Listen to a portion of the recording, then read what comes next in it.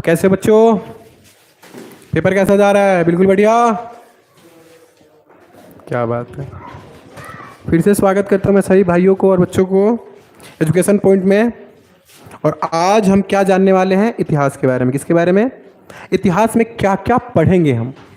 Europe में राष्ट्रवाद और भारत में राष्ट्रवाद। कौन कौन सा चैप्टर? पहला और दूसरा।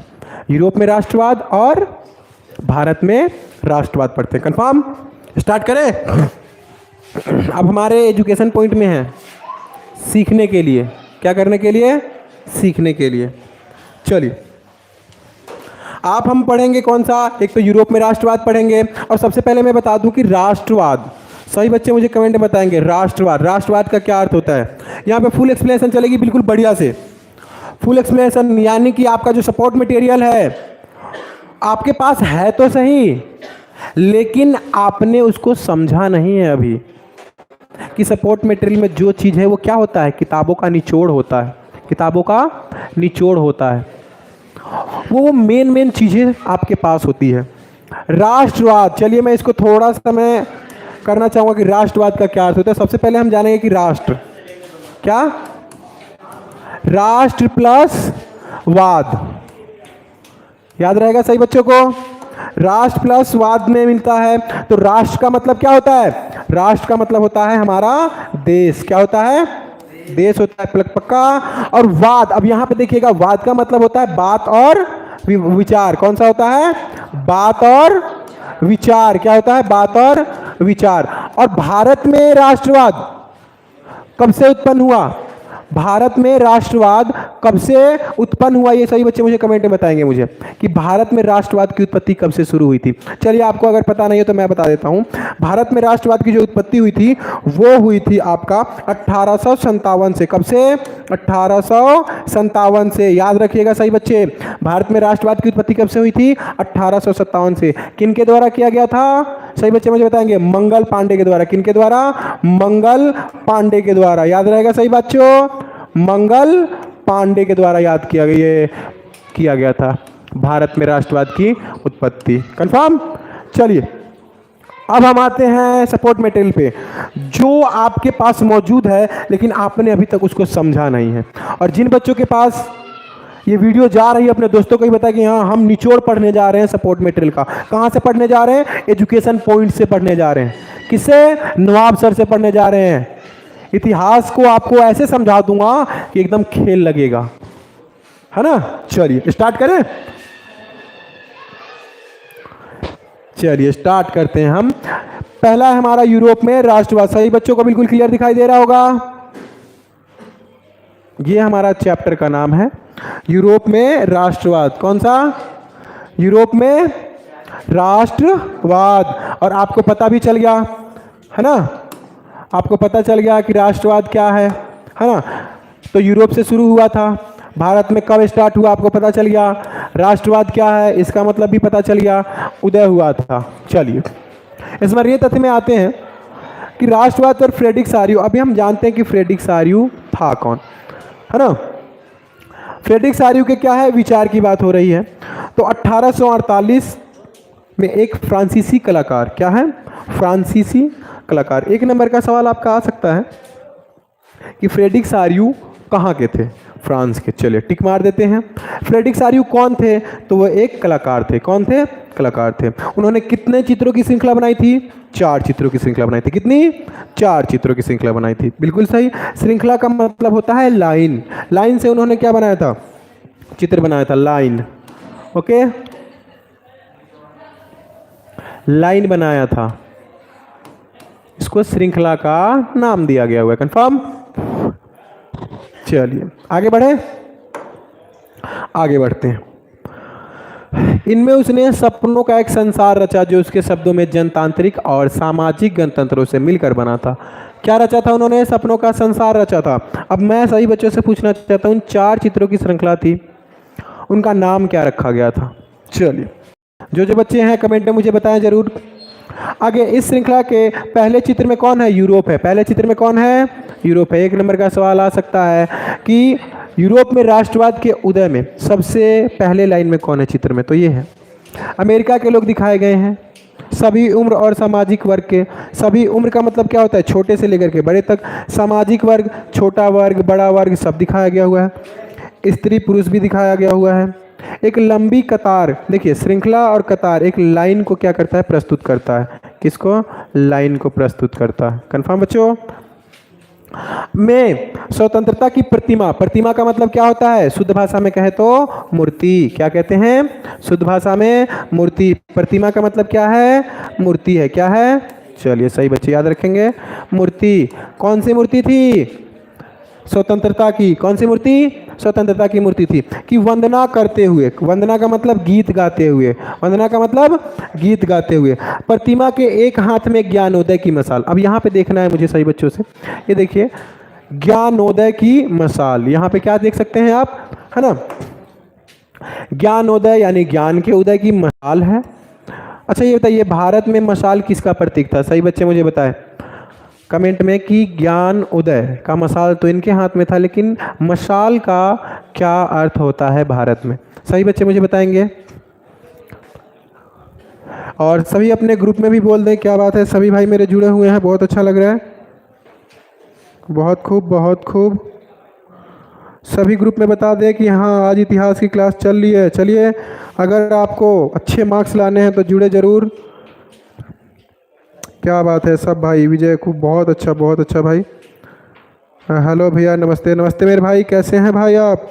बहुत खूब, बहुत खूब। सभी भाई बहन मेरे जुड़ जाएं कि हाँ क्लास चल रही है, तो प्लीज़ एक बार अपना अपना नाम भेजें। हेलो भैया।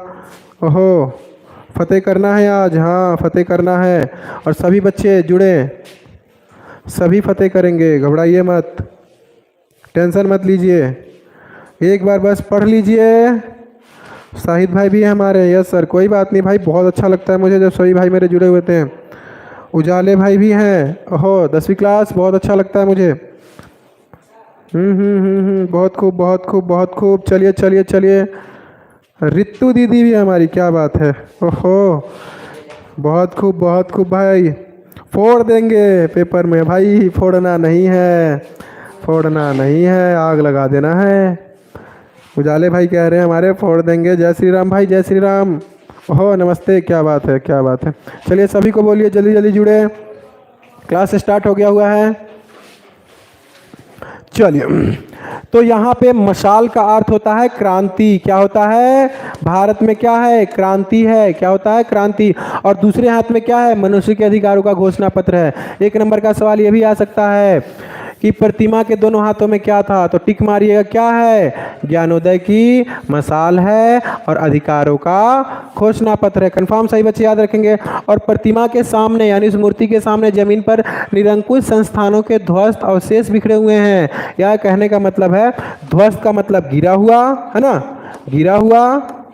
अवशेष का मतलब पुरानी चीजें जो टूट करके बिखर गई हुई है संस्थानों के। चले, ये चीज तो सही बच्चों ने जान लिया। अब इसमें याद रखिएगा, है ना। चलिए थोड़ा सा मैं इसको छोटा करके बताता हूँ आपको कि क्या क्या चीज़ें मौजूद है इसमें, है ना। तो ये देखिएगा, फ्रेडरिक आर्यू ने कितने चित्रों की श्रृंखला बनाई थी? 4 चित्रों की। कितनी? 4 चित्रों की। वो कौन थे? तो एक कलाकार थे। कहाँ के थे? फ्रांस के थे। कब बनाया था? 1848 में। बिल्कुल सही। उसने किसकी? जनतांत्रिक और सामाजिक गणतंत्रों से मिलकर के एक संसार का रचा था। क्या रचा था? संसार को रचा था। और यहाँ पे मशाल, मशाल याद रखिएगा, है ना। आगे देखिए, इसमें घोषणा पत्र, ये चीज़ें याद रखनी है। अब चलिए सबसे पहले मेन चीज़ पे जाते हैं हम, है ना। 1779 नहीं 89, 1789, 1789 की बात करते हैं। फ्रांसीसी क्रांति एवं राष्ट्रवाद। दुनिया की जो सबसे पहली क्रांति हुई थी वो कब हुई थी? 1789 में हुई थी। एक नंबर का सवाल आ सकता है कि फ्रांसीसी क्रांति कब हुई? तो 1789 में हुई। अब इसके बारे में जानते हैं कि राष्ट्रवाद की पहली स्पष्ट अभिव्यक्ति कब हुई थी? 1789 में हुआ था। फ्रांसीसी क्रांति के साथ हुई थी। बिल्कुल बात सही है। चलिए, फ्रांसीसी क्रांति से जो राजनीतिक और संवैधानिक, अब सबसे पहले मैं पूछना चाहूँगा कि संविधान क्या होता है? सही बच्चों को पता है ना संविधान क्या होता है? किसी देश को चलाने वाली पुस्तक को संविधान कहते हैं। फ्रांसीसी क्रांति से जो राजनीतिक और संवैधानिक बदलाव हुए, क्या हुआ था? बदलाव। उनसे प्रभु सत्ता, राजतंत्र से निकलकर किसके हाथ में आ गई थी? फ्रांसीसी नागरिकों के हाथ में आ गई थी। कंफर्म है? हाँ, नागरिकों के समूह में हस्तांतरित। हस्तांतरित का मतलब क्या होता है? तबादला होता है, उसके है से दूसरे हाथ में चले जाना। क्रांति ने घोषणा की कि अब लोगों द्वारा राष्ट्र का गठन होगा। किसके द्वारा? लोगों के द्वारा राष्ट्र का गठन होगा। राष्ट्र का मतलब देश, और वही उसकी नीति तय करेंगे कि देश कैसे चलेगा। 19वीं सदी के दौरान राष्ट्रवाद एक ऐसी ताकत बनकर उभरा जिसने यूरोप के राजनीतिक और मानसिक जगत में भारी परिवर्तन ला दिया। क्या कर दिया? बहुत ज्यादा बदलाव ला दिया। कंफर्म सही बच्चे? चलिए आगे चलते हैं। इन परिवर्तनों से, परिवर्तन का मतलब क्या होता है? बदलाव होता है। परिवर्तन का मतलब क्या होता है? बदलाव। याद रखेंगे सही बच्चे, बदलाव होता है ना। इन परिवर्तनों के अंततः यूरोप में बहुराष्ट्रीय वंशीय साम्राज्यों के स्थान पर राष्ट्र राज्य का उदय हो गया, यानी एक देश के उदय हो गया, है ना। राष्ट्र राज्य में न केवल उसके शासकों, शासक का मतलब क्या होता है? चलाने वाला, उस देश को चलाने वाला, बल्कि उसके अधिकांश नागरिकों में एक साझा पहचान का भाव और साझा इतिहास या विरासत की भावना पैदा हो गई थी। सही बच्चे याद रखेंगे। एक एक नंबर के सवाल जितने ही मिलेंगे मैं इसमें से आपको देता जाऊंगा। चलिए आगे बढ़ते हैं। राष्ट्रवाद के उदय के कारण, यहाँ ये सबसे मेन टॉपिक है कि राष्ट्रवाद के उदय के क्या क्या कारण हो सकते हैं। देखिएगा, कारण, दो चीज याद रखिएगा, कारण, विशेषता। अगर ये आपने याद कर लिया और देख लिया तो सबसे मेहनत। चलिए सबसे पहले निरंकुश शासन। निरंकुश का अर्थ क्या होता है? जिस पर किसी का अंश ना हो, अंकुश ना हो। जिन पर है ना किसी का अंकुश ना हो। अंकुश का मतलब क्या होता है? रोक होता है।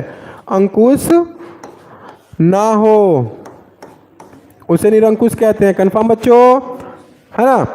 आगे देखिए, उदारवादी विचारों का प्रसार होने लगा। प्रसार का मतलब प्रचार भी आप लिख सकते हो। स्वतंत्रता, समानता तथा बंधुत्व का नारा होने लगा। अब ये बताइए, स्वतंत्रता आप जानते ही हो क्या होता है, समानता आपको पता ही है क्या होता है, तथा बंधुत्व यानी भाईचारा का क्या होने लगा था? नारा उठने लगा था। शिक्षित मध्य वर्ग की भूमिका होने लगी थी, क्योंकि मध्य वर्ग के जो लोग थे अब वो अपनी भूमिका सामने लाने लगे। कंफर्म सही बच्चों के समझ में आया कि राष्ट्रवाद के उदय के कारण क्या थे? 1 2 3 4, ये चीजों को आपको याद करके रखना है। कंफर्म बच्चों? चलिए आगे देखते हैं। आगे कह रहा है, यूरोप में राष्ट्रवाद की क्रमिक विकास कैसे हुआ? विकास का मतलब इंग्लिश में इसको आप डेवलपमेंट कह सकते हो, है ना। तो सबसे पहला 1 नंबर का सवाल, फ्रांसीसी क्रांति के कारण और नागरिक संहिता। 1 नंबर का ये भी सवाल है, नागरिक संहिता कब लागू की गई थी? सही बच्चे, 1804 में। इसे नेपोलियन की संहिता भी कहते हैं। चलिए दूसरा नंबर, वियना की संधि कब हुई थी? 1815 में। याद रहेगा सही बच्चों को। आगे, उदारवादी क्रांति कब हुई थी? 1848 में हुई थी। अच्छा ये बताइए कि 1848 में किस देश को आज़ादी मिली थी? 1848 में नहीं पता किसी को, कंफ्यूजन सवाल है ये। 1848 में किसी देश की आज़ादी नहीं हुई थी, ये हुई थी 1948 में हुई थी। कब हुई थी? 1948 में। कौन सा देश था वो? श्रीलंका था। कौन सा था? श्रीलंका था। अब देखिएगा, जर्मनी का एकीकरण कब से कब तक हुआ था और जर्मनी के शासक को क्या नाम है? याद रखिएगा, 1886 से लेकर के 1871 तक। इटली का एकीकरण कब हुआ था? 1859 से लेकर के 1871 तक। अब कहता है एकीकरण क्या होता है? तो सभी राज्यों को मिलाकर के एक देश बनाने को ही एकीकरण कहते हैं। ये क्या है? विकास होना। अब देखिए इसमें क्या कह रहा है, फ्रांसीसी क्रांति के आरंभ। आरंभ का मतलब क्या होता है? शुरुआत। आरंभ का मतलब क्या होता है? शुरुआत से ही फ्रांसीसी क्रांतिकारियों, जैसे कि आप देख सकते हो, जैसे हमारे देश के जो क्रांतिकारी थे, है ना, भारत के जो क्रांतिकारी थे, वो क्या चाहते थे? शुरुआत से ही ये चाहते थे कि हमारा देश क्या बने? लोकतंत्र बने। क्या बने? लोकतंत्र बने। वैसे ही क्रांतिकारियों ने ऐसे अनेक कदम उठाए जिनसे फ्रांसीसी लोगों में एक सामूहिक पहचान, सामूहिक पहचान का मतलब क्या होता है? एक राष्ट्रवाद, यानी कि एक देश की भावना पैदा हो सकती थी। बाद में नेपोलियन का उदय आपको याद रहेगा। नेपोलियन का उदय कब हुआ था? सही बच्चे मुझे बताएंगे। ने प्रशासनिक क्षेत्र में क्रांतिकारी सुधार, अब ये क्या किया? नेपोलियन उसमें सुधार करने लगा, प्रारंभ किया, जिसने 1804 की नागरिक संहिता, यहाँ देख सकते हैं, यहाँ पे नागरिक संहिता कितना है? 1804 दे रहा है। इसे हम दूसरे नाम से भी जानते हैं, नागरिक संहिता, यानी नेपोलियन की संहिता भी कहते हैं इसको। क्या कहते हैं? नेपोलियन की संहिता भी कहते हैं, के नाम से जाना जाता है। इसके अलावा यूरोप में 19वीं सदी की शुरुआत में दशकों का मतलब क्या होता है? 10 सालों में, याद रखिएगा सही बच्चे, 10 सालों में। थोड़ा सा मैं पेन छोटा कर देता हूँ। चलिए 10 सालों में, है ना, दशकों में राष्ट्रीय एकता से संबंधित विचार उदारवाद से करीब से जुड़े थे। बिल्कुल बात सही है, जुड़ना स्टार्ट हो गए थे। आगे देखते हैं आगे क्या करें। हाँ, इसको थोड़ा छोटा करके आपको मैं कर देता हूँ। चलिए, बहुत खूब, सही बच्चों को दिख रहा है, बिल्कुल क्लियर, कोई दिक्कत तो नहीं है? हैं, किसी बच्चे को कोई दिक्कत कि हाँ भैया मुझे दिक्कत हो रही है? नहीं होगा दिक्कत भाई। अगर इतिहास को पढ़ना है तभी तो इतिहास जान पाओगे, वरना कुछ बच्चे कहते हैं भैया हमें तो अपने इतिहास के बारे में पता नहीं है, दूसरों का इतिहास क्या पढ़ेंगे, है ना। जो भी बच्चे जुड़े हुए हैं बिल्कुल सही, वाह क्या बात है, क्या बात है। लोकतंत्र कौन कौन है भाई? शिवम लूडो, ओहो शिवम भाई भी मौजूद है हमारे। ओहो क्या बात है, क्या बात है, बहुत खूब, शिवम भाई भी हमारे मौजूद है। और जो भी भाई हमारे हैं अपने ग्रुप में बोले कि हाँ क्लास चल रही है, सभी बच्चों को आग लगा दिया आपने तो सर। हाँ भाई ये लगा दिया जाएगा, आप लोग लगाओगे बहुत अच्छा लगेगा। ये कौन है भाई मेरा? ओहो देखे तो सही, आग लगा दे। ये अपना नाम तो बताना भाई ज़रा मुझे। जय श्री राम के नाम से आपका तो आईडी है, लेकिन ये आग तो लगा रहे हैं, नाम बताइएगा भाई। अच्छा हर्ष भाई भी हमारे मौजूद है। अच्छा अच्छा अच्छा अच्छा भाई, आग लगा रहे हो। मनी गेमर्स, ओहो कौन है भाई मनी गेमर्स? भाई बहुत अच्छा लगता है। पेट्रोलियम क्या है भैया? पेट्रोलियम, पेट्रोलियम एक प्रकार का गैस है भाई, जिससे हमें ऊर्जा मिलती है। किसे? हमें नहीं, मशीनों को। किसे? मशीनों को। माम्बा ई का है भाई। ओहो क्या बात है, क्या बात है। अपने अपने ग्रुप में भी बताएं कि यहाँ क्लास चल रही है हिस्ट्री की, है ना। और जो भी भाई मौजूद है हमारे, उनसे हम यही कहेंगे कि क्लास लास्ट तक बने रहें, लास्ट तक बने रहिएगा, आपको मज़ा आएगा। चलिए अब यहाँ पे आता है हमारा कि फ्रांसीसी क्रांति एवं राष्ट्रवाद। तो सबसे पहले संविधान आधारित शासन होना चाहिए। भारत में संविधान आधारित शासन है, बिल्कुल सही। ये क्या क्या होना चाहिए एक देश के अंदर? समानता, स्वतंत्रता, बंधुत्व जैसे विचार होना चाहिए। और फ्रांसीसी तिरंगा झंडा हुआ था वहाँ पे, है ना। वहाँ पे एक नेशनल असेंबली का भी गठन किया गया था। आंतरिक आयात निर्यात, आयात का मतलब क्या होता है, निर्यात का मतलब क्या होता है, लाना और ले जाना। यहाँ पे जो शुल्क है इसे टैक्स कहते हैं, इंग्लिश में क्या कहते हैं? टैक्स कहते हैं। और हिंदी में क्या कहते हैं? कर कहते हैं। क्या कहते हैं? हाँ, समाप्त एवं माप तोल की एक समान व्यवस्था, जैसे भारत में है ना माप तोल की एक व्यवस्था, है ना। आगे देखिएगा, फ्रेंच को राष्ट्र की साझा भाषा बनाया गया था। कौन सी भाषा को? एक नंबर का सवाल आ सकता है कि वहाँ पे यानी कि फ्रांस में सबसे जो साझा भाषा था उसको क्या बनाया गया था? फ्रेंच को बनाया गया था। याद रखिएगा 1804 की नागरिक संहिता क्या कहती है? सबसे मेन चीज़ ये है, ये वेरी वेरी इंपॉर्टेंट है भाई, VIP समझ लो, वेरी वेरी इंपॉर्टेंट, है ना। जन पर आधारित विशेष अधिकार को किसने समाप्त कर दिया था? एक ये सबसे मेन चीज़ है। किसने किया था? नेपोलियन ने। कानून के सामने समानता एवं संपत्ति के अधिकार को सुरक्षित किया गया था। किसने किया था? ये किया था नेपोलियन ने। याद रखिएगा किसके? तो 1804 की संहिता में। प्रशासनिक विभाजनों को सरल बनाना, बिल्कुल सही था। जो काम एक व्यक्ति का है वो दूसरा नहीं कर सकता है। अब वही वाली बात है ना कि सैनिक जो हमारे देश की रक्षा करते हैं उनको बुला करके हमारे देश में और अगर खेती करवाया जाए तो ये बिल्कुल गलत है। क्या है? ये गलत है। तो इसने क्या किया था? प्रशासनिक विभाजन। सामंती व्यवस्था को समाप्त किया था, बिल्कुल सही। कौन सी व्यवस्था? सामंती व्यवस्था। कब किया गया था? 1804 में। किसने किया था? नेपोलियन ने। किसानों को भू दासत्व और जागीरदारी शुल्कों से मुक्ति दिलाई थी। किसने किया था? चलिए बताइए किसने किया था? तो नेपोलियन ने किया था। किसने किया था? नेपोलियन ने। चलिए, शहरों में कारीगरों की श्रेणी संघों के नियंत्रण को हटा दिया था। बिल्कुल बात सही है, जो कारीगर होते हैं उसके नियंत्रण संघ श्रेणी को भी क्या कर दिया गया था? हटा दिया गया था। सही बच्चे, खुश हैं? चलिए बिल्कुल सही। आगे जानते हैं कि आगे क्या कह रहा है आपके लिए। उदारवादी राष्ट्रवादी राजनीतिक आर्थिक क्षेत्र में कैसा और क्या काम करके गए हैं। अब सबसे पहले जानते हैं कि उदारवादी कौन थे।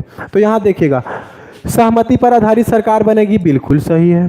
संविधान आधारित शासन होगा, बिल्कुल सही है। संसदीय सरकार या प्रतिनिधित्व आधारित रहेगा, बिल्कुल सही है ना। विशेष अधिकारों का अंत कर दिया। जब नेपोलियन की सरकार बनी तो ये चीजें उसमें मौजूद थी।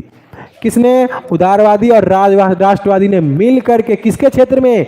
आर्थिक क्षेत्र में इन सोचों को अपनाया था कि सहमति पर आधारित सरकार होगी, उसके सिवा कोई नहीं होगा। संविधान बनेगा, संसद करेगी सरकार का नियम तय, विशेष अधिकार जो पहले से था उसको खत्म किया जाएगा। आगे कह रहा है कानून के समक्ष समानता भारत में भी है, ये बताया गया था। मताधिकार का समर्थन लेकिन सबके लिए नहीं, ये चीज मुझे थोड़ा सा गलत दिखा कि मताधिकार यानी वोट का अधिकार सबको तो रहेगा, लेकिन याद रखिएगा मताधिकार का समर्थन लेकिन सबके लिए नहीं रहेगा। बाजार, ये सबसे मेन चीज है, मुक्त बाजार था बिना टैक्स के, कंफर्म है सही बच्चे। वस्तुएं एवं सेवाओं पर प्रतिबंधों से मुक्ति, यानी कि बिना टैक्स के आवाजाही हो सकता है, किसका? सामानों का, कंफर्म है सही बच्चे। ये देख लीजिएगा उदारवादी और राष्ट्रवादी ने क्या किया था, आर्थिक क्षेत्र में कौन कौन से काम किए थे, कौन से क्षेत्र में? आर्थिक क्षेत्र में मिल करके। यहाँ पर थोड़ा सा ये चीज मुझे और लगा कि सही बच्चे याद रखेंगे कि क्या किया था, मताधिकार का समर्थन लेकिन सबके लिए नहीं था, यानी वोट देने का अधिकार जो था वो सिर्फ पैसे वालों के लिए था, कंफर्म है। बाकी सभी मुझे बहुत अच्छा लगता है कि उसने, किसने? नेपोलियन ने इतना अच्छा जो अपनाया था। चलिए आगे देखते हैं आगे क्या कहता है। 1815, अच्छा चलिए एक नंबर का सवाल मैं सही बच्चों से पूछना चाहता हूं। ये देखिएगा 1815 में किसकी हार हुई थी और कहां हुई थी, मैं बता दूं। चलिए 1815 में क्या हुआ था, नेपोलियन की हार हुई थी। कहां हुई थी? वाटरलू के युद्ध में। किसमें? वाटरलू के युद्ध में हुआ था, किसका? नेपोलियन का हार। तो यहां देखते हैं 1815 के उपरांत यूरोप में रूढ़िवादी। अब मैं पूछना चाहता हूं बच्चों, क्या मैं बता दूं आपको, पूछूं या बता दूं? रूढ़िवादी किसे कहते हैं? रूढ़िवादी वो लोग होते हैं जो पुराने सोच विचार के लोग होते हैं, कंफर्म बच्चों।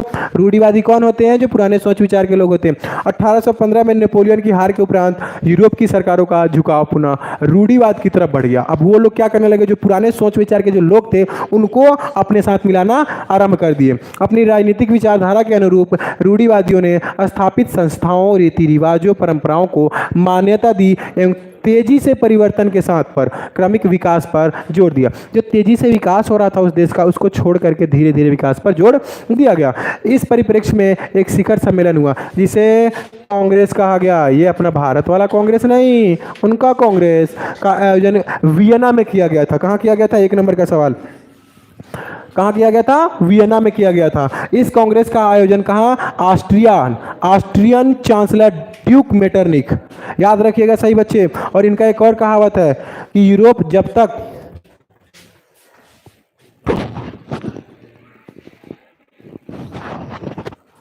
चलिए थोड़ा इसमें है कि कांग्रेस, और आगे देखिएगा vein Austrian chancellor Duke Metternich ने क्या किया था? आयोजन किया था। किसका किया था? है ना, कांग्रेस का। इस कांग्रेस में वियना संधि पर हस्ताक्षर हुआ था, याद रहेगा सही बच्चों को। चलिए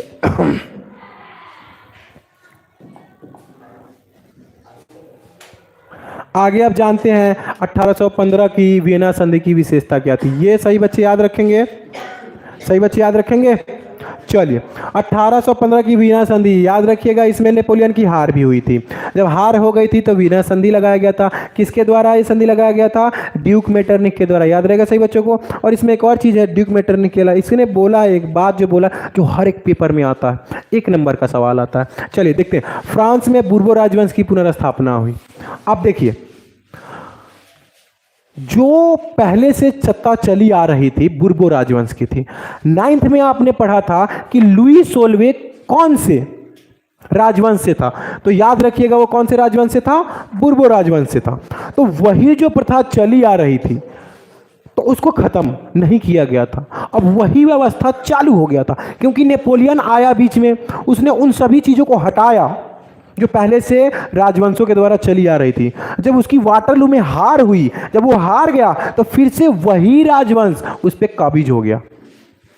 और जब काबिज हो गया तो वो चाहता था कि जो मेरे वफादार हैं, कौन चाहता था? बुर्बो राजवंश के लोग, जो मेरे वफादार हैं वो सिर्फ सत्ता में रहें। तो उन्होंने क्या किया? राजवंश की पुनर्स्थापना की 1815 में। इसका मुख्य उद्देश्य क्या था? यूरोप में एक नई रूढ़िवादी व्यवस्था कायम करना। अब देखिए, वो राजवंश क्या चाहती थी कि हमारा ही वर्चस्व चलता रहे। तो उन्होंने क्या किया? जो हमारे प्रति वफादार हैं उन्हीं को हम लाएंगे। फ्रांस ने उन इलाकों पर से अधिपत्य खो दिया जो उसने नेपोलियन के समय जीते थे। फ्रांस भी हार गया। फ्रांस के सीमा विस्तार पर रोक लग गया। विस्तार का मतलब क्या होता है? बढ़ोतरी होता है। विस्तार का मतलब क्या होता है? बढ़ोतरी होता है। बढ़ोतरी होता है, तो वो क्या हो गया, रुक गया। अब रोक हेतु नए राज्यों की स्थापना होने लगी थी। अब हम बात करते हैं, थोड़ा सा इसमें देख लीजिएगा विनय संधि की क्या क्या विशेषता। ये आने की 100% कितना, ये 100% चांस होता है, याद रखिएगा सही बच्चे, ये 100% आता है। अब यहाँ पे थोड़ा सा एक पिक्चर लगा हुआ है, आप देख सकते हैं, किसके, ड्यूक मेटरनिख की, किसके, ड्यूक मेटरनिख की है। एक नंबर का सवाल पूछा जा सकता है कि ड्यूक मेटरनिख का जन्म कब हुआ, तो ये देखिएगा 15 मई 1773 को हुआ था। याद रखिएगा कब हुआ था, 15 मई 1773 का, सही बच्चे। अब ये देखिए ऑस्ट्रिया के चांसलर भी थे वो, और 1814 से लेकर के 1848 तक वे, इस काल में इन्होंने यूरोप की राजनीति में महत्वपूर्ण भूमिका निभाई थी। यहाँ देखना ये है कि 1814 से लेकर के 1848 तक कहाँ, यूरोप की राजनीति में इन्होंने महत्वपूर्ण भूमिका निभाई। अब यहां से कुछ याद आता है, 14 से कुछ याद आता है, सही बच्चों को 14 से कुछ याद आ रहा है। अब मैं ये पूछना चाहता हूं कि प्रथम विश्व युद्ध कब हुआ था, प्रथम विश्व युद्ध, प्रथम विश्व युद्ध कब हुआ था, सही बच्चे मुझे कमेंट में बताएंगे। ओहो क्या बात है, हाय भैया, सादिया दीदी भी मौजूद है हमारे। ओ सादिया दीदी आप भी मौजूद हो, बहुत अच्छा लगा बहन, कुछ सीख रहे हो। रानी दीदी भी मौजूद है। ओहो क्या बात है, हमारे शिवा भाई, ओहो क्या बात है, 112, ओहो 112, लगता है इनका वो इनसे स्पायरिंग है, क्या कहते हैं उनको, अमेरिकी जो जेम्स बॉन्ड है 007। भाई पढ़ाई में ध्यान दे लो, ये दुनिया है। क्या बात है, बताइए मुझे क्या बात है, बहुत बच्चों का आ रहा है मुझे। आई थिंक 1814, रानी पटेल, क्या बात है, बिल्कुल सही, प्रथम विश्व युद्ध। अब ये बताइए कब से कब तक हुआ था, बताओ कमेंट में। 1814 तो बता दिया आपने, लेकिन लास्ट कब हुआ था, अरे भाई इसका अंत कब हुआ था, 1914 में तो आरंभ हुआ था, बताइए मुझे कब हुआ था। सही बच्चों का, मैं भी हूँ भैया, सालू, अच्छा सालू दीदी भी मौजूद है, क्या बात है, रितु, सालू, ओहो आप सब भी है। अरे बेटा बहुत अच्छा लगता है मुझे, बस अपना नाम वाम भेज दीजिए कि आपका अच्छा रहेगा। वियना संधि, बहुत खूब बहुत खूब। चलिए बहुत बच्चे हैं जो कि इसका आंसर दे रहे हैं, चलिए आगे पढ़ते हैं, हम आगे जानते हैं, और सभी बच्चे बने रहें, नई नई जानकारियाँ मिलेगी आपको। चलिए प्रथम विश्व युद्ध याद रखिएगा 1914 से लेकर के 1918 तक है। कुछ बच्चे कहते हैं कि 19 तक है ना, 1900, अरे भाई 1918 तक है, कहीं कहीं ये 10वीं तक के है, बाकी आगे देखते हैं। चलिए आगे देखें, अब यहाँ है, हाँ निभाई थी। यूरोप के राजनीतिक हालातों पर टिप्पणी करते हुए उन्होंने कहा था कि यदि फ्रांस सीखता है तो पूरे यूरोप को जुकाम हो जाता है। ये सबसे ज़्यादा इम्पोर्टेंट है, एक नंबर का आने वाला है ये, यदि फ्रांस सीखता है तो पूरे यूरोप को जुकाम हो जाता है। किसने बोला था, ड्यूक मेटरनिख ने बोला था। आगे वियना संधि में इनकी महत्वपूर्ण भूमिका थी, और नेपोलियन युद्ध के उपरांत यूरोप की पुनर्रचना एवं पुराने राजतंत्र यानी रूढ़िवादी तंत्र की पुनर्स्थापना में उन्होंने सक्रिय भूमिका निभाई थी। यानी ये जो रूढ़िवादी तंत्र जो है, इन्होंने सबसे ज्यादा भूमिका निभाया था। चलिए आगे देखते हैं, सभी बने रहे, मैं चाहता हूं कि सभी के बारे में आप लोग जाने, सभी बने रहे मेरे साथ, और आशा है कि बने रहोगे तो कुछ जानोगे और सवाल भी आपको आ जाएगा। जूसेपे मेत्सीनी की बात हो रही है। अब इनका जन्म कब हुआ था, 1807 में हुआ था, जेनोवा में हुआ था। एक नंबर का सवाल कहाँ हुआ था, जेनोवा में। और कुछ समय पश्चात वह कार्बोनारी में गुप्त संगठन के सदस्य ही बन गए। जैसे हमारे भारत देश में रॉ है ना, वैसे ही वहाँ पे वो गुप्त संगठन में थे। 24 साल की युवावस्था में लिगुरिया में क्रांति करने के लिए उन्हें 1831 में देश निकाला दे दिया गया था। देश निकाला दे दिया गया था। चलिए, देश निकाला का मतलब देश से निकाल देना। तत्पश्चात उन्होंने 2 और भूमिगत संगठनों की स्थापना की। पहला था मार्सेई, एक नंबर का सवाल, जूसेपे मेत्सीनी के द्वारा बनाया गया। जो संगठन कौन कौन सा है, मार्सेई और यंग इटली, ये सबसे इंपॉर्टेंट है दोनों, याद रखिएगा। कौन कौन सा था, मार्सेई और यंग इटली। और दूसरा बर्न में यंग, यंग यूरोप में चीनी द्वारा राजतंत्र का जोरदार विरोध एवं उसके प्रजातांत्रिक सपनों में रूढ़िवादी के मन में भय भर दिया था और मैटरनिख ने उसे हमारी सामाजिक व्यवस्था का सबसे खतरनाक दुश्मन बताया था। किसने बताया था? मैटरनिख ने। अगर एक नंबर का सवाल आ सकता है कि मैटरनिख ने किसे सामाजिक व्यवस्थाओं का खतरनाक दुश्मन बताया, तो आप सीधा टिक मार सकते हैं ज्यूसेपी मात्सेनी के बारे में, मेत्सिनी के बारे में। चलिए कन्फर्म है बच्चे? चलिए आगे बढ़ते हैं। अब यहाँ थोड़ा सा देख सकते हो 1848 के बाद क्या हुआ था। तो 1848 के बाद यूरोप में राष्ट्रवाद का जनतंत्र समझते हैं ना, जनता का तंत्र एवं क्रांति से अलगाव होने लगा और राज्य की सत्ता को बढ़ाने के लिए रूढ़िवादियों ने अक्सर राष्ट्रवादी भावनाओं का इस्तेमाल किया। यद्यपि मध्यवर्गीय जर्मन लोगों ने 1848 में जर्मन महासंघ के विभिन्न इलाकों को जोड़कर एक राष्ट्र राज्य बनाने का प्रयास किया था।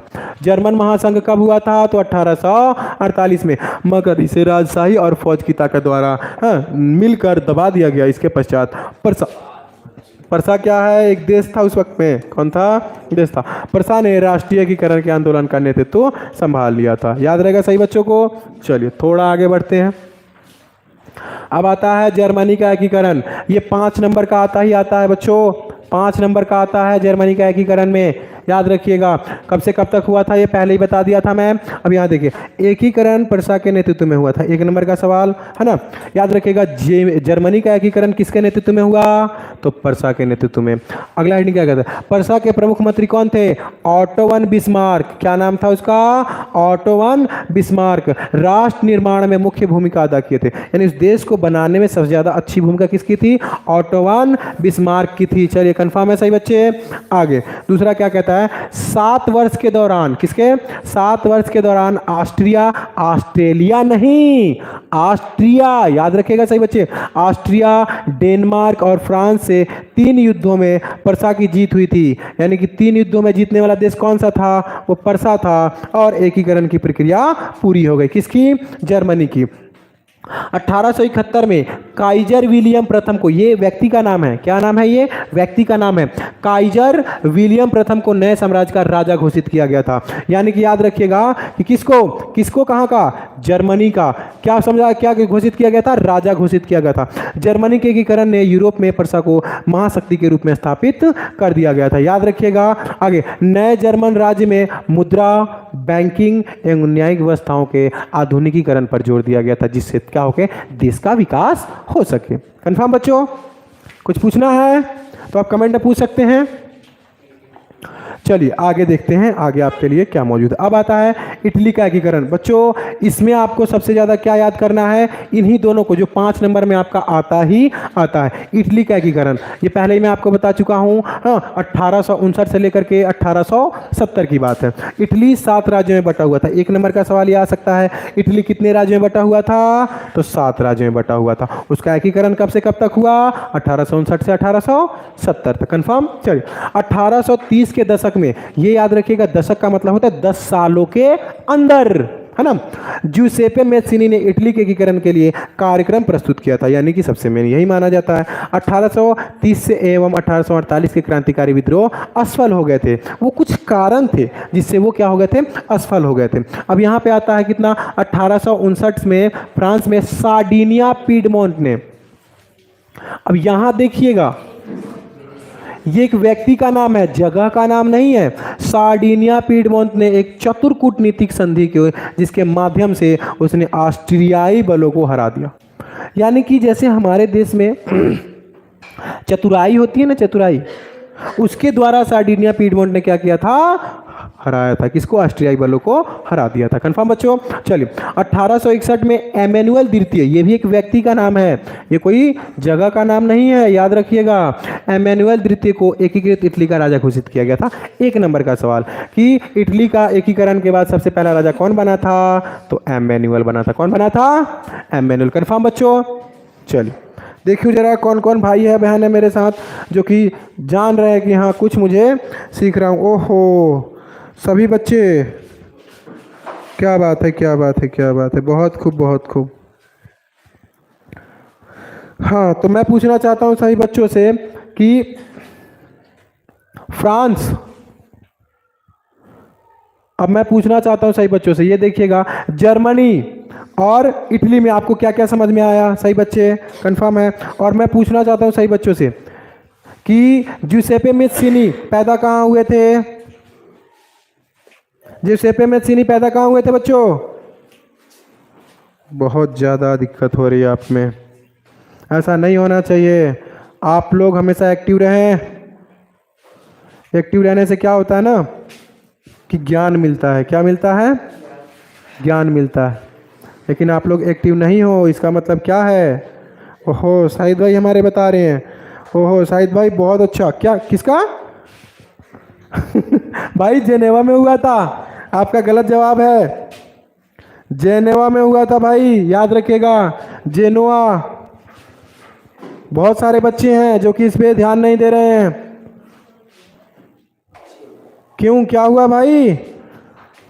टाटा फिश हो गया? इतिहास है ये, ऐसे ही जान पाओगे। और बहनें कहाँ गई? बड़ा तेज तेज बोल रही थी मेरे को कि हम भी हैं भैया। अरे हो तो सही बताओ ना। ये कौन है? ओह सालू दीदी, बड़ा देर से। नहीं नहीं नहीं नहीं नहीं नहीं नहीं नहीं, ऐसे नहीं चलेगा, पढ़ो कुछ। तो चलिए आगे बढ़ते हैं हम।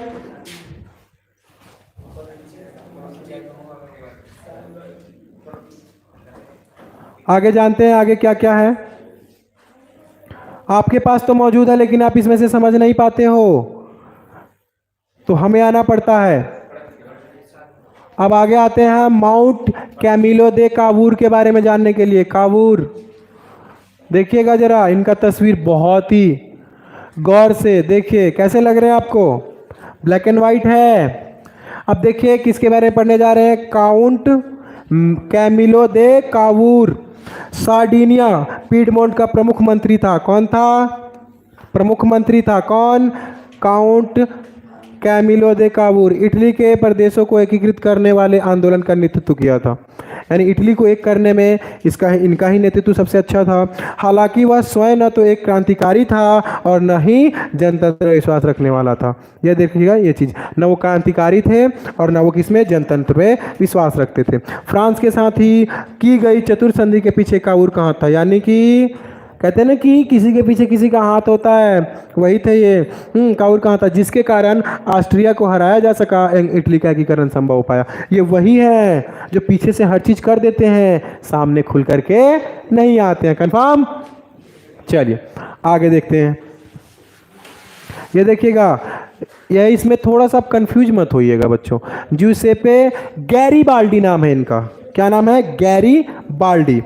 ये कौन थे? तो वह नियमित सेना का हिस्सा नहीं था। उसने इटली के एकीकरण के लिए सशस्त्र स्वयं सेवकों का नेतृत्व किया था।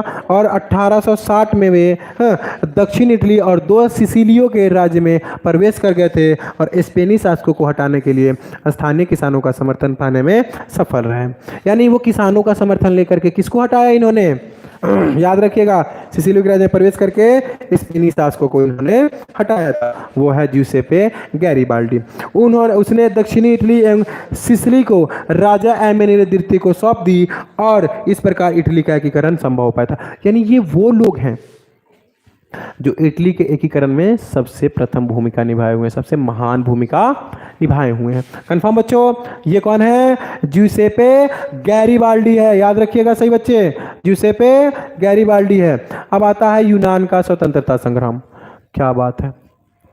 यूनान ऑटोमन साम्राज्य का हिस्सा कब बना था, यानी कि कब से था? तो ये है 15वीं शताब्दी से। क्रांतिकारी राष्ट्रवाद यहाँ पे याद है आपको, 1789 में फ्रांसीसी क्रांति के उपरांत हुआ था कि उदय ने यूनानी लोगों के मन में स्वतंत्रता की भावना को प्रज्वलित किया, यानी उजागर किया। अब यहाँ पे ना ये पूरी दुनिया में क्या किया था? ये स्वतंत्रता की भावना को प्रज्वलित किया था। एक सिर्फ इसी देश में नहीं, पूरी दुनिया में। 1821 से वहां स्वतंत्रता के लिए संघर्ष शुरू हुआ था, है ना? कहाँ? यूनान में। कहाँ पे? यूनान में। भारत में कब से हुआ था? भारत में कब से हुआ था?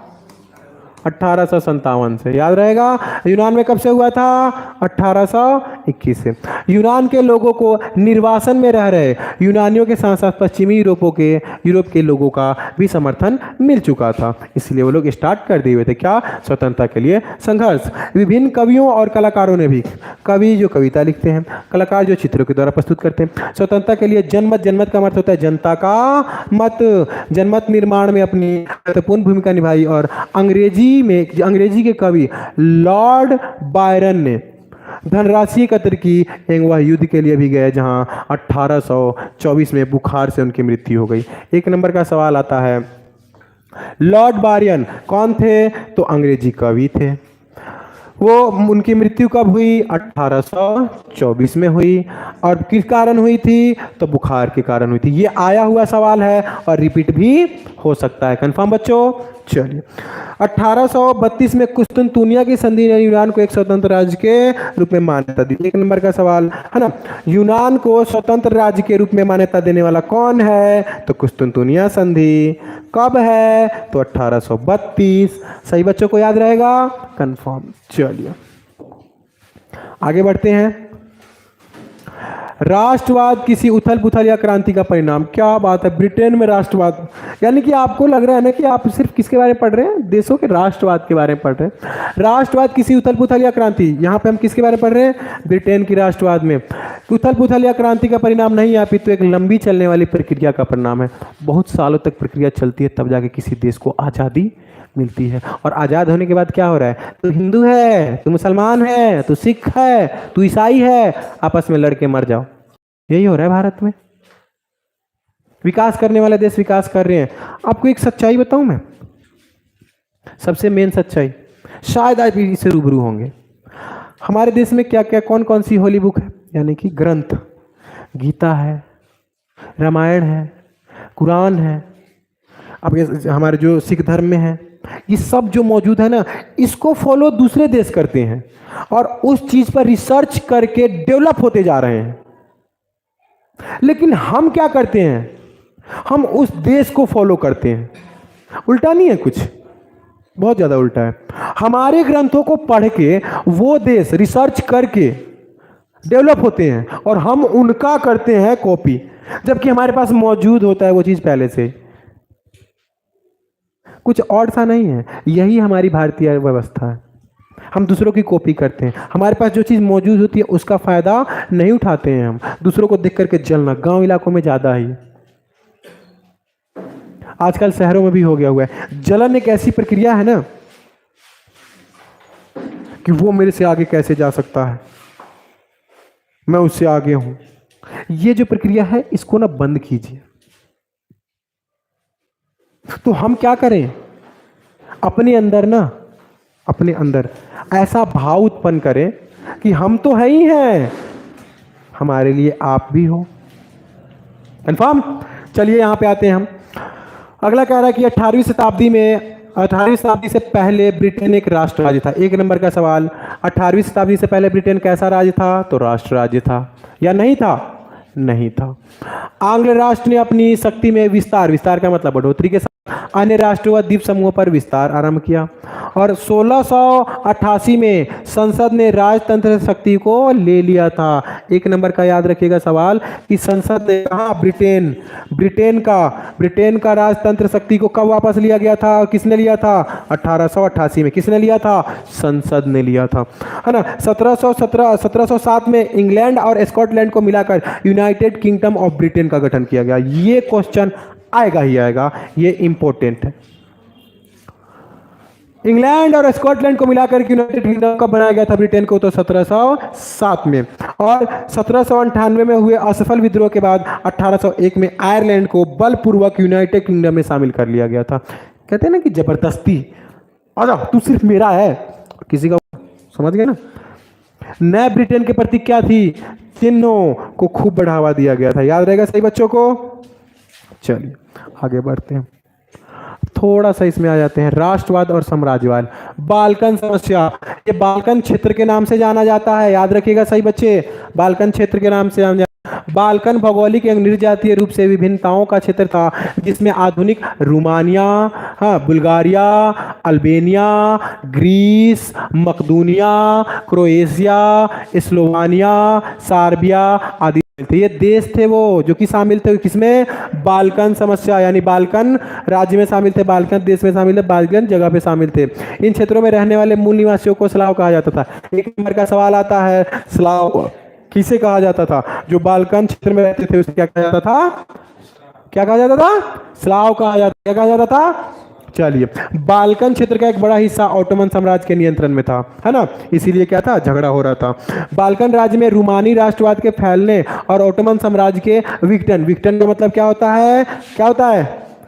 टूटना होता है। क्या होता है? टूटना होता है, याद रहेगा। विघटन की स्थिति काफी विस्फोटक हो गई, एक के बाद एक उसके अधीन यूरोपीय राष्ट्रीयताएं उनके उसके चंगुल से निकलकर स्वतंत्रता की घोषणा करने लगे थे। जैसे जैसे विभिन्न स्लाव, अब यहाँ पे देखिए स्लाव किसे कहा जाता था? तो मूल निवासियों को, है ना। तो जैसे जैसे विभिन्न स्लाव राष्ट्रीय समूहों ने अपनी पहचान और राजतंत्र की परिभाषा तय करने की कोशिश की, बाल्कन क्षेत्र गहरे टकराव का क्षेत्र बन गया। हाँ, हर एक बाल्कन प्रदेश अपने लिए ज्यादा इलाके की चाह रखता था। भाई, जो लोग एक जगह से निकल करके और आजाद अपने आप को स्वतंत्र घोषित करते थे, तो यहाँ पे सीधा क्या कह रहे हैं? अपने लिए क्या चाहते थे वो? कि मैं इस क्षेत्र का ज्यादा से ज्यादा इलाका अपने कब्जे में लूं। कंफर्म? चलिए, इस समय यूरोपीय शक्तियों के बीच इस क्षेत्र पर कब्जा जमाने के लिए यूरोपीय शक्तियों के मध्य जबरदस्त प्रतिस्पर्धा, प्रतिस्पर्धा को इंग्लिश में कहते हैं कंपटीशन, हिंदी में क्या कहते हैं? प्रतिस्पर्धा कहते हैं भाई, है ना। जिससे यह समस्या गहराती चली गई, वह जिस कारण यहाँ विभिन्न युद्ध हुए, जिसकी परिणति क्या निकला? प्रथम विश्व युद्ध शुरू के रूप में हुआ था। आपसे मैंने पूछा था ना प्रथम विश्व युद्ध कब हुआ था, तो ये देखिए यहाँ पर प्रथम विश्व युद्ध की शुरुआत हो गई थी। सही बच्चे मुझे दिखाएंगे? क्या बात है, क्या बात है, बहुत खूब। कुछ पढ़ रहे हो, जान रहे हो? ओहो थोड़ा सा नेटवर्क प्रॉब्लम। भैया साफ नहीं आ रहा है। आमीन भाई, आ गया अब साफ? देखना, अब तो साफ आ गया होगा। कौन कौन है? हमारा शाहिद भाई हमारा पीछा नहीं छोड़ेगा। क्या बात है शाहिद भाई, आप हमारा पीछा नहीं छोड़ोगे ऐसा लग रहा है। नहीं हुआ, अब तो हो गया भाई। देखो गौर से, ये कितने हैं? सही बच्चे बताएंगे कितने हैं? बताओ बताओ बताओ, जो साफ नहीं दिख रहा है वो बताएंगे। हैं? अच्छा, आप दिखने लगा, क्या बात है। बहुत बच्चे हैं जो हमारे साथ हैं, मुझे अच्छा लग रहा है और मैं देख पा रहा हूं कि भैया साफ। अरे भाई हो गया साफ, याद रखें सही बच्चे। चलिए आगे बढ़े, चलिए आगे बढ़ते हैं। ये इतिहास का जो चैप्टर है ना, बहुत ही ज्यादा लंबा है आपके लिए।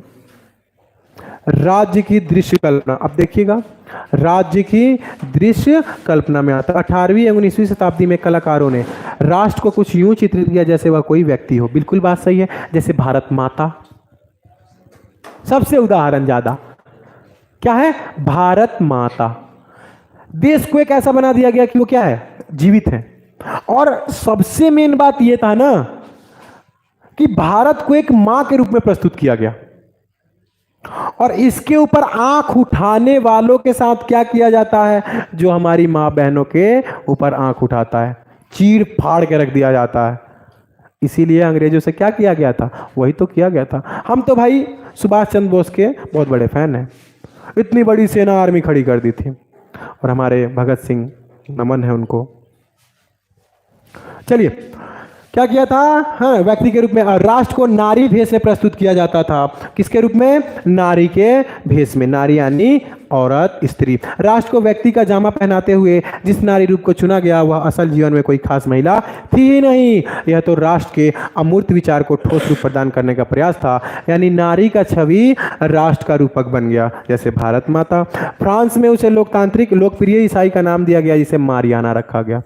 याद रखिएगा, फ्रांस में क्या नाम रखा गया था? मारियाना रखा गया था। ये इंपॉर्टेंट है, याद रखिएगा, क्या है ये इंपॉर्टेंट है। क्या जिसने जन राष्ट्र के विचार को रेखांकित किया, इसी प्रकार जर्मेनिया, याद रखिएगा, जर्मन में क्या नाम दिया गया था, जर्मेनिया दिया गया था, है ना। ये का रूपक बन गया था इसका देश का। चलिए कंफर्म है सही बच्चे, आगे बढ़ते हैं। अब आता है फ्रैंकफर्ट संसद। जर्मन इलाके में बड़ी संख्या में राजनीतिक संगठनों ने फ्रैंकफर्ट शहर में मिल करके एक सर्व जर्मन नेशनल असेंबली के पक्ष में मतदान का फैसला लिया था। कहाँ पे, तो याद रखिएगा जर्मन इलाके में, है ना। और 18 मई 1848 को, कब, 18 मई 1848 को 831 निर्वाचित प्रतिनिधियों ने एक सजे धजे जुलूस में जाकर फ्रैंकफर्ट संसद में अपना स्थान ग्रहण किया। यह संसद सेंट पॉल चर्च में आयोजित किया गया था। याद रखिएगा कौन सा, सेंट पॉल चर्च में। आगे याद रखेंगे सही बच्चे। उन्होंने एक जर्मन राष्ट्र के लिए एक संविधान का प्रारूप तैयार किया गया था, है ना। इस राज्य की अध्यक्षता एक ऐसे राजा को सौंपी गई जिसे संसद के अधीन रहना था। किसके अधीन रहना था, संसद के अधीन रहना था। ओके, आगे देखते हैं।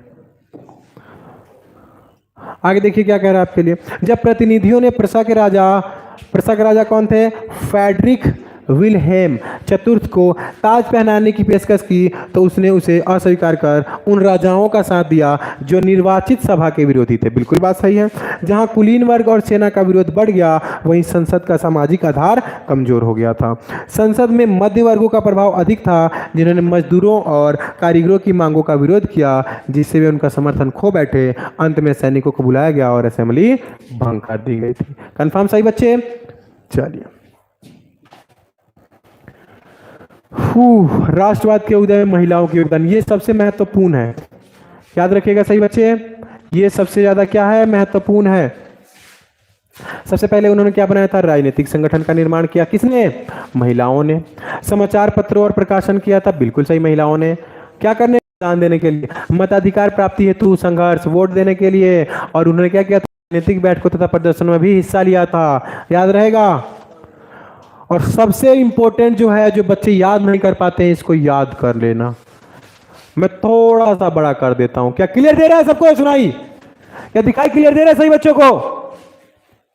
ये अगर याद करके चले गए, कितने हैं, 1 2 3 4 5 6 7, ये 7 के साथ अगर याद कर लिए तो 1 नंबर का पक्का आएगा ही आएगा।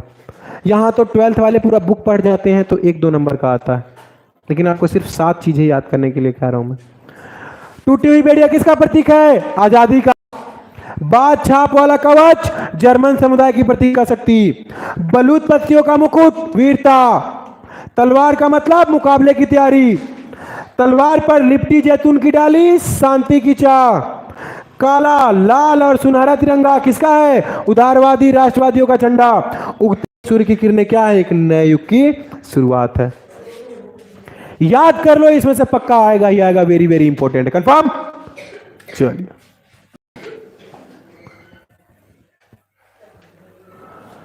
आगे बढ़ते हैं। ये देखिए, आप इन टिकटों को देखिएगा। ये क्या है, 1 पेनी, ये कौन है और ये कौन है, इनके बारे में हम देखते हैं।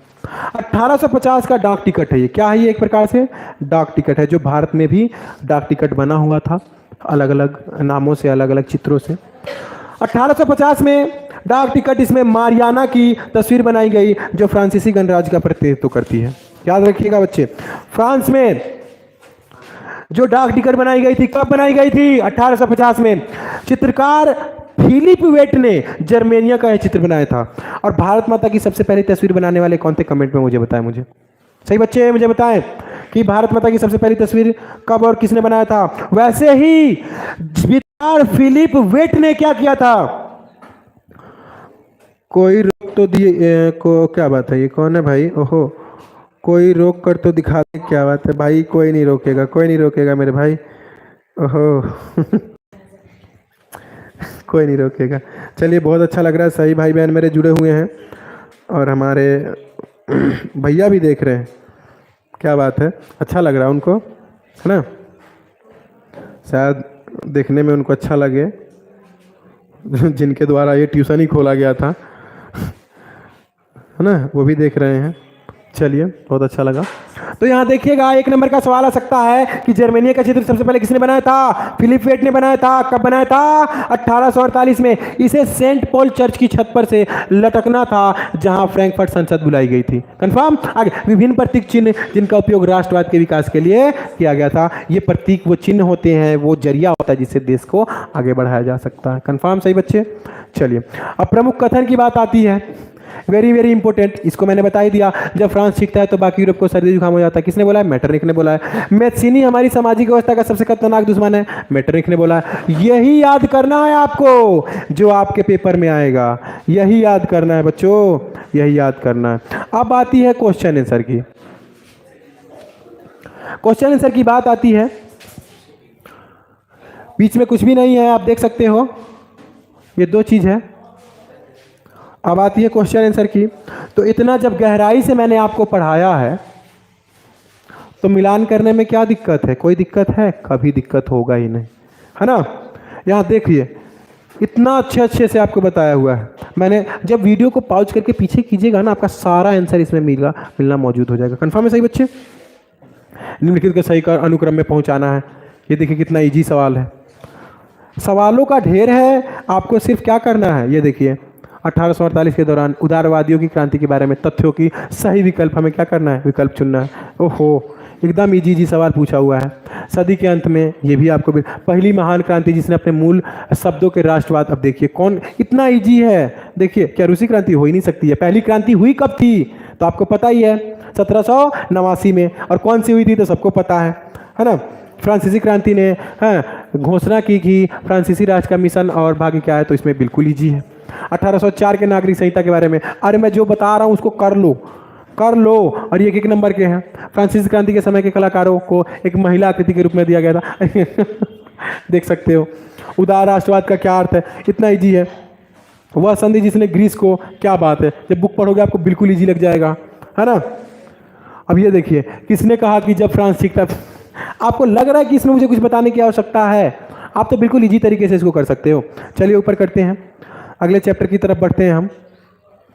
यानी कि बिल्कुल इजी कर देना, एक सरल कर देना सही बच्चों के लिए। आपके पास हर चीज़ मौजूद होता है, लेकिन वो समझ में नहीं आता है, सरल नहीं लगता है ना। जब सरल नहीं लगेगा तो एक बार एजुकेशन पॉइंट में आइएगा और इस वीडियो को देखिएगा कि सरल कैसे लगता है। अब इसमें ना सबसे ज़्यादा एक नंबर के सवाल है। किसके? एक नंबर के सबसे ज़्यादा सवाल है। अब यहाँ पे आपको भारत में राष्ट्रवाद देखिएगा, भारत में राष्ट्रवाद के बारे में आपको पता चलेगा कि भारत में राष्ट्रवाद कब से शुरू हुआ था। कंफर्म बच्चों? चलिए याद रखते हैं, मैंने सब कुछ बता रखा है आपको। पहला याद रखिए, प्रथम स्वतंत्रता संग्राम यहाँ हुआ था। वंदे मातरम की रचना एक नंबर का सवाल कब हुआ था? हाँ, 1870 में। किसके द्वारा बनाया गया था? बंकिम चंद्र द्वारा। इनका पूरा नाम है बंकिम चंद्र चट्टोपाध्याय नाम है इनका। चलिए, कांग्रेस की स्थापना, ये सही बच्चों को मैंने बता रखा है, 1850। ये सबसे महत्वपूर्ण सवालों में से एक सवाल आ रहा है। मुझे दिखाइए, सही बच्चे मुझे मेरे साथ जुड़े हुए हैं। मैं जानना चाहता हूँ कि सही बच्चे जुड़े हुए हैं। अगर नहीं जुड़े हुए तो आपको जरूर ग्रुप में बताएं कि हाँ, अब आकर के कुछ ऐसे सवालों से मुझे रूबरू होना पड़ रहा है जो कि हमने कभी सीखा नहीं है, जाना नहीं है ना। मुझे अच्छा लगता है कि सही बच्चे मेरे से जुड़े और सही बच्चे बताएं, क्या बात है। भैया कमेंट कर रहे हैं मेरे कि भाई जल्दी घर पे आओ वरना आज आप तो गए। हाँ, बवाल हो। मेरे सभी बच्चे ग्रुप में जल्दी एक बार बताएं कि हाँ कुछ जानना है, सीखना है। अभी क्लास चल रही है और उनको पता है कि वो पूरा पढ़ा करके ही आएगा, उनको पता है अच्छी तरीके। सही बच्चे कमें ग्रुप में भी बोलते हैं कि कौन कौन सा। अब ये देखिएगा, कांग्रेस की स्थापना कब हुई थी? 1885 में हुई थी कांग्रेस की स्थापना। और कहाँ हुई थी? तो मुंबई में हुई थी। और इसके कौन थे प्रथम जो अध्यक्ष थे? प्रथम अध्यक्ष कौन थे? व्योमेश चंद्र बनर्जी थे। ये एसएससी वालों के लिए भी सबसे मेन होता है। आगे बढ़ते जाएंगे हम और समझते जाएंगे आगे क्या क्या हुआ था, है ना। उसके बाद में आ रहा है कि लॉर्ड कर्जन ने 1905 में बंगाल के विभाजन का प्रस्ताव रखा था। एक नंबर का सवाल ये भी आ सकता है, हाँ, कि बंगाल का विभाजन किसके द्वारा किया गया था? लॉर्ड कर्जन के द्वारा। कब हुआ था? 1905 में हुआ था। कंफर्म? चलिए, और 1905 में एक और घटना घटी थी। अवनींद्रनाथ टैगोर ने भारत माता का चित्र बनाया था। याद रखिएगा सही बच्चे, भारत माता का चित्र सबसे पहले किसने बनाया था? अवनींद्रनाथ टैगोर ने। कब बनाया था? 1905 में बनाया था। यहां देखते हैं, आगा खां एवं नवाब सलीमुल्लाह ने मुस्लिम लीग की स्थापना की थी। किसकी? मुस्लिम लीग की स्थापना किसने की थी? आगा खां और नवाब सलीमुल्लाह। मैं नहीं, एमडी नवाब नहीं, नवाब सलीमुल्लाह। कब की थी? 1906 में। सही बच्चे याद रखेंगे, मैं सवाल पूछूंगा सही बच्चों से और अपने अपने ग्रुप में बता दें। अब यहां आता है कि कांग्रेस का विभाजन नरम दल और गरम दल में कब हुआ था? कांग्रेस का विभाजन का मतलब बंटवारा किसमें किसमें? नरम दल में और गरम दल में 1907 में हुआ था। और याद रखिएगा ये क्वेश्चन वेरी इंपॉर्टेंट है, याद रखिएगा वेरी इंपॉर्टेंट। दिल्ली दरबार का आयोजन कब हुआ था? सही बच्चे याद रखेंगे 1911 में कंफर्म। दिल्ली दरबार में क्या किया गया था? बंगाली विभाजन को रद्द कर दिया गया था। दिल्ली दरबार में क्या किया गया था? बंगाली विभाजन को रद्द कर दिया गया था। सही बच्चे कंफर्म है? चलिए आगे देखते हैं दिल्ली दरबार में क्या किया गया था। दिल्ली दरबार में ही राजधानी कोलकाता से दिल्ली हस्तांतरित की गई थी। अब एक नंबर का सवाल मैं पूछना चाहता हूं कि दिल्ली को किसको? दिल्ली को, दिल्ली यानी कि दिल्ली को राजधानी कब घोषित किया गया था? दिल्ली को राजधानी, सही बच्चे मुझे बताएंगे दिल्ली को राजधानी कब घोषित किया गया था? मैं सही बच्चों से पूछना चाहता हूं कब घोषित किया गया था, बताइए मुझे। यह सवाल बन के आता है। देखिए यहां सीधा कह रहा है दिल्ली दरबार में राजधानी कोलकाता से क्या किया था? दिल्ली स्थानांतरित की गई थी। लेकिन कब? कमेंट में मुझे बताएंगे सही बच्चे। और मैं चाहता हूं कि मैं ये देखना चाहता हूं, सही बच्चे मुझे दीजिएगा थोड़ा, मैं चाहूं कि कौन कौन बच्चे जानते हैं कि दिल्ली को राजधानी कब बनाया गया था। वाह वाह वाह वाह वाह वाह भैया, आपको कैसे पता? आपके साथ पक्का कोई ना कोई बैठा हुआ है जो कि आपको सहूलियत दे रहा है। नवाब भैया का खाना बंद मत करो भाई, सब मिलेगा सब मिलेगा। प्रिंस भाई धन्यवाद, मेरे भाई धन्यवाद। मेरे भैया हैं वो थोड़ा डांटते हैं डपटते हैं, आशा है उनसे प्यार करते हैं जो, यही तो है। आगे देखिएगा प्रथम विश्व युद्ध, सही बच्चों को याद है, अभी बताया था मैंने 1914 से स्टार्ट हुआ था। और महात्मा गांधी भारत कब आए थे? अब लोग पूछते हैं कि महात्मा गांधी तो भारत में ही पैदा हुए थे, तो आए कैसे? भाई वो पढ़ने गए थे बैरिकेड की पढ़ाई, तो कब आए थे? 1915 में स्वदेश वापस लौटे थे। और कहाँ थे उससे पहले? उससे पहले थे अफ्रीका में। कहाँ थे? अफ्रीका में। और अफ्रीका में ही सबसे पहले कौन सा आंदोलन चलाया गया था? सही बच्चे मुझे कमेंट में बताएंगे। और सही बच्चों का मैं कमेंट देखना चाहता हूं कि अफ्रीका में कौन सा आंदोलन चलाया गया था। कंफर्म सही बच्चे? चलिए आगे बढ़ते हैं। 1917 में महात्मा गांधी ने कहा नील कृषि विरोध में चंपारण में, याद रखिएगा चंपारण मेरा गांव है, सीना चौड़ा करके कहता हूं मैं चंपारण। कहाँ? यहाँ पे थोड़ा सा 17 हो सकता है लेकिन 16 में भी हो सकता है। क्या? नील कृषि के विरोध में क्या किया था? आंदोलन चला गया था। और 1917 में ही महात्मा गांधी ने गुजरात के खेड़ा जिले में किसानों का सत्याग्रह स्टार्ट किया था। सत्याग्रह सबसे पहले स्टार्ट कहाँ हुआ था? अफ्रीका में। लेकिन भारत में कहाँ से हुआ था? तो चंपारण से हुआ था। चंपारण का लाल आपको शिक्षा दे रहा है, याद रखें। आगे 1918 में महात्मा गांधी ने क्या किया था? गुजरात के अहमदाबाद में सूती कपड़ा मिल के कारीगरों के लिए क्या किया था? सत्याग्रह। एक नंबर का सवाल आ सकता है कि भारत में कितनी सत्याग्रह को चालू किया गया था और किसके द्वारा? तो गांधी जी के द्वारा। कितने? 3। कितनी? 3 सत्याग्रह, याद रखिएगा। पहला चंपारण, हाँ, दूसरा गुजरात, दूसरा कौन सा है? यहाँ गुजरात के खेड़ा में। और तीसरा कहाँ है? गुजरात के अहमदाबाद में। याद रहेगा सही बच्चों को? चलिए आगे जानते हैं। इसमें थोड़ी सी ऐसे ऐसे तथ्य होगा। अब यहां देखते हैं हम 1918 में विश्व युद्ध। एक नंबर का सवाल देखिएगा, 18 में समाप्त हुआ था। प्रथम विश्व युद्ध कब समाप्त हुआ था? बहुत सारे बच्चे गलत जवाब दिए हैं 19 में, लेकिन 18 में समाप्त हुआ था। कहां हुआ था? याद रखिएगा कब हुआ था? 1918 में। कौन सा युद्ध? तो प्रथम विश्व युद्ध। ब्रिटिश सरकार ने भारतीयों की स्वशासन की मांग को ठुकरा दिया था।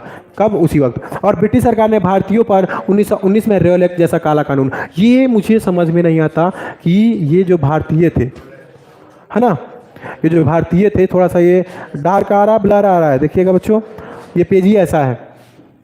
ये जो काला कानून था, एक नंबर का सवाल आ सकता है कि रॉयल एक्ट कानून कब लागू किया गया था? तो 1919 में। किसके ऊपर? तो भारतीय के ऊपर। अब यहाँ जलियांवाला बाग हत्याकांड, यहाँ देखिएगा जलियांवाला बाग हत्याकांड, ये अमृतसर में हुआ था। कहाँ हुआ था? अमृतसर में हुआ था। और कौन सा? बैसाखी का मेला लगा हुआ था। कौन सा? बैसाखी का मेला लगा हुआ था। उसके ऊपर किसके द्वारा चलाया गया था गोलियां? 13 अप्रैल 1919 में जलियांवाला बाग हत्याकांड हुआ था। तो किसके द्वारा? जनरल डायर के द्वारा। चारों तरफ से घेर करके सभी भारतीयों को गोली से उड़ा दिया गया था। आगे 1919 में खिलाफत आंदोलन की शुरुआत हुई। तो 1919 में जो खिलाफत दिलाने की शुरुआत हुई, किसने किया था? मोहम्मद अली और शौकत अली ने की थी। किसने किया था? मोहम्मद अली और शौकत अली ने किए थे। फिर महात्मा गांधी ने क्या किया था? असहयोग आंदोलन क्या किया था? शुरुआत कर दिया था। स्टार्ट रहेगा सही बच्चों के लिए। थोड़ा और जोश में आ जाओ, आ जाओ, आ जाओ, आ जाओ एकदम बढ़िया से। आगे देखिएगा चौरी चौरा में कब हुआ था घटना? 1922 में। याद रहेगा, हिंसक घटना के बाद महात्मा गांधी ने क्या किया था? असहयोग आंदोलन वापस ले लिया था, क्योंकि यहाँ पे क्या हुआ था, शांतिपूर्ण जुलूस जो चल रही थी उसके ऊपर पुलिस के द्वारा क्या किया था? गोली चला गया था। तो बहुत सारे लोगों की मृत्यु हो गई थी। तो बहुत सारे लोगों की मृत्यु के तत्पश्चात लोगों की जो भीड़ थी उन्होंने क्या किया था, वहाँ के जो पुलिस स्टेशन पे वो हमला कर दिया था, और हमला करने के बाद वहाँ के जो इंस्पेक्टर थे उनको भी गोली मार दी गई थी, और उसके बाद ये चालू हो गया था। इसी के कारण जो गांधी जी थे असहयोग आंदोलन वापस ले लिए हुए थे। कहाँ हुआ था? चौरी चौरा में। 9 अगस्त 1925 को काकोरी में क्रांतिकारियों ने अंग्रेजी खजाना ले जा रही ट्रेन को भी क्या कर दिया? लूट लिया था। बिल्कुल बात सही है, आगे देखिएगा। 1928 में साइमन कमीशन भारत आया, जिसके विरोध में करते हुए लाला लाजपत राय मृत्यु हो गई थी। याद रहेगा सही बच्चों को, लाला लाजपत राय की मृत्यु कब हुई थी? 1928 में हुई थी। ये क्या कर रहे थे? साइमन कमीशन गो बैक का नारा लगा रहे थे, उसी भीड़ में इनकी जान चली गई थी। चलिए आगे देखते हैं, आगे क्या कर रहा है। 8 अप्रैल, याद रखिए, 8 अप्रैल 1929 को भगत सिंह व बटुकेश्वर दत्त ने असेंबली पर बम फेंका था। एक नंबर का सवाल आ सकता है। जय हो मेरे गुरु। किसने? भगत सिंह और बटुकेश्वर दत्त ने असेंबली पर बम फेंका था। और 12 मार्च 1930 को महात्मा गांधी ने साबरमती से दांडी यात्रा आरंभ की थी। अब मैं ये पूछना चाहता हूं कि साबरमती से ये जो दांडी की यात्रा थी कितने किलोमीटर की दूरी पर थी और कितना रोज वो चलते थे? चलिए सही बच्चे बताएंगे जाएंगे। और यहां देखते हैं हम 6 अप्रैल 1930 को दांडी पहुंचकर महात्मा गांधी ने क्या किया था? नमक कानून तोड़ा व सविनय अवज्ञा आंदोलन शुरू कर दिया गया था। दांडी कब पहुंचे थे गांधी जी? तो 6 अप्रैल 1930 को पहुंचे थे। कंफर्म है? सही बच्चे कंफर्म है? चलिए आगे देखते हैं। 1930 में डॉक्टर अंबेडकर ने अनुसूचित जातियों को दमित वर्ग एसोसिएशन में संगठित किया गया था। एक नंबर का सवाल, दमित एसोसिएशन जो था वो एक संस्था थी, इसको गठन किसने किया था? डॉक्टर अंबेडकर ने। कब? 1930 में। जय हो। 23 मार्च 1931 को भगत सिंह, सुखदेव और राजकुमार को फांसी दे दी गई थी। ये वो दिन था कि एक माँ के लिए सबसे दुख भरा दिन था, क्योंकि भगत सिंह जो 22-23 साल की उम्र में अपने देश के लिए फांसी चढ़ गए थे हंसते गाते। ये वो दिन है 23 मार्च 1931। और 1931 में गांधी इरविन समझौता व सविनय आंदोलन वापस ले लिया गया हुआ था। वो समझौता करने गए थे लेकिन वापस ले लिया गया था। कंफर्म है सही बच्चे? आगे 1931 में महात्मा गांधी ने द्वितीय गोलमेज सम्मेलन, एक नंबर का सवाल आ सकता है कि द्वितीय गोलमेज सम्मेलन कब हुआ था? 1931 में, परंतु उन्हें वहां अपेक्षित सफलता हाथ नहीं लगी थी। और वापस आकर के उन्होंने 1932 में महात्मा गांधी अम्बेडकर के मध्य पूना पैक्ट हुआ था। पूना पैक्ट, ये क्वेश्चन इंपॉर्टेंट है। क्या है ये इंपॉर्टेंट है। पूना पैक्ट कब हुआ था? तो 1932 में। किनके बीच? अंबेडकर और महात्मा गांधी के बीच हुआ था। आगे 1933 में चौधरी रहमत अली ने सर्वप्रथम पाकिस्तान का विचार रखा। एक नंबर का सवाल आ सकता है कि पाकिस्तान का विचार किसने रखा था? तो ये है चौधरी रहमत अली ने। कब रखा था? 1933 में है। क्लियर आ रहा है सही बच्चों को? आगे बढ़ते हैं, यहां देखते हैं 1935 में भारत शासन, 1935 में भारत शासन अधिनियम पारित हुआ, वह प्रांतीय सरकार का गठन हुआ। एक नंबर का सवाल पूछा जा सकता है कि प्रांतीय शासन कब गठित हुआ? तो 1935 में, है ना। द्वितीय विश्व युद्ध की शुरुआत कब हुआ था? ओहो, 1939 में द्वितीय विश्व युद्ध की शुरुआत हुई थी। और उसी के बाद 1940 में मुस्लिम लीग के लाहौर अधिवेशन में पाकिस्तान की मांग का संकल्प पास किया गया था। यानी कि 1940 में पास हो गया था कि पाकिस्तान एक अलग राष्ट्र बनेगा। किसका? मुस्लिमों का। हम नहीं जा रहे, हम तो दिल से और जान से हिंदुस्तानी है। 1942 में भारत छोड़ो आंदोलन की शुरुआत हुआ। गांधी जी ने करो या मरो का नारा लगाया था। ये तो आएगा ही आएगा पक्का, वेरी इंपॉर्टेंट है ये। करो या मरो का नारा किसने दिया? गांधी जी ने। कब दिया? 1942 में। कंफर्म। अगला 1945 में अमेरिका ने क्या किया था? जापान पर परमाणु हमला किया था। और चलिए उस जगह का नाम बताइए, जगह का नाम बताएं। कंफर्म कमेंट में मुझे कि किन किन जगहों पर जापान पर परमाणु बम अमेरिका ने गिराया था। कब गिराया था? 1945 में। चलिए अगला देखिए, 1946 में कैबिनेट मिशन संविधान सभा के प्रस्ताव के साथ हुआ था। ये एक नंबर का सवाल आ सकता है कि संविधान सभा का प्रस्ताव किस मिशन के द्वारा हुआ था? तो कैबिनेट मिशन के द्वारा। कब हुआ था? 1946 में हुआ था। कंफर्म सही बच्चे? चलिए देखता हूं। अब 15 अगस्त 1947 को क्या हुआ था हमारा? सबको पता है, मुझे बताने की कोई जरूरत ही नहीं है। जब भारत आजाद हुआ तब ब्रिटेन के प्रधानमंत्री कौन थे? एक नंबर का सवाल, है ना। क्लाइमेट एटली थे। कहाँ के? तो ब्रिटेन के। ये एसएससी वालों के लिए सबसे ज्यादा फायदेमंद है। और आपका एक एक नंबर कहाँ आ सकता है। सुभाष चंद्र बोस हमारे गुरुजी ने क्या किया था, दिल्ली चलो, तुम हमें खून दो, तुम हमें खून दो, मैं तुम्हें आज़ादी दूंगा का नारा दिया था, याद रखिएगा। बाल गंगाधर तिलक ने क्या किया था, स्वराज मेरा जन्मसिद्ध अधिकार है, मैं इसे लेकर के रहूंगा, इसका नारा बाल गंगाधर तिलक ने दिया था। ये आता ही आता है, कंफर्म बच्चों। चलिए आगे देखते हैं अगला क्या कर। राम प्रसाद बिस्मिल ने सरफरोशी की तमन्ना अब हमारे दिल में है, देखना है जोर कितना बाजुए का तिल में है, ये नारा किसने दिया था, राम प्रसाद बिस्मिल ने दिया था। भगत सिंह ने क्या बोला था, इनकलाब जिंदाबाद, ये नारा किसने दिया था, भगत सिंह ने दिया था। ये सभी को याद रखना चाहिए, कंफर्म बच्चों, और ये आएगा ही आएगा। चलिए थोड़ा आगे बढ़ते हैं। ओहो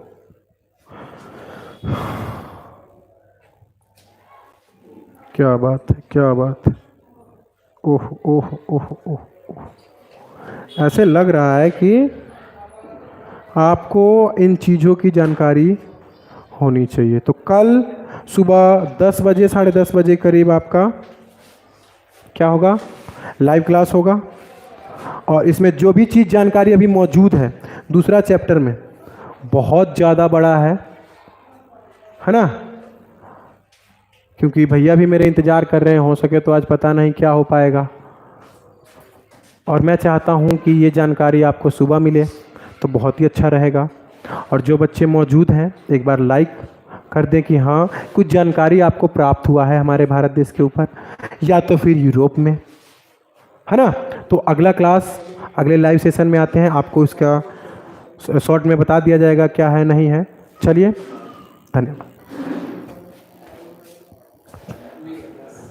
कितना मिला।